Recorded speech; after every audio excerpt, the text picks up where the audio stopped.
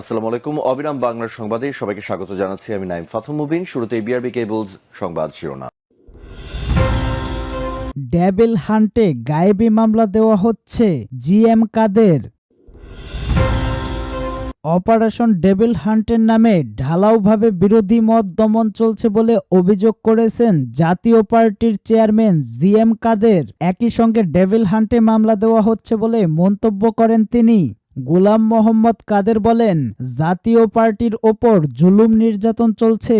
জাতীয় পার্টির নেতা কর্মীদের বিরুদ্ধে অসংখ্য মামলা দেওয়া হচ্ছে, গ্রেপ্তার করা হচ্ছে ও গ্রেপ্তার হলে তাদের জামিন দেওয়া হচ্ছে না। সভা সমাবেশ ও মিছিলের মতো স্বাভাবিক রাজনৈতিক কর্মসূচি পালনে বাধা দেওয়া হচ্ছে। জাতীয় পার্টির অফিস, নেতাকর্মীদের বাড়ি ও ব্যবসা প্রতিষ্ঠানে হামলা করা হচ্ছে বলে দাবি করেন সাবেক এই মন্ত্রী। তিনি বলেন, এখন নতুন করে আবারও ডেভিল হান্ট কর্মসূচির আওতায় জাতীয় পার্টির নেতাকর্মীদের বিরুদ্ধে মিথ্যা মামলা দেওয়া শুরু হয়েছে। গতকাল গাজীপুর মহানগর জাতীয় পার্টির কিছু নেতার নামে গায়েবী মামলা করেছে। আমরা এর তীব্র নিন্দা ও প্রতিবাদ জানাচ্ছি।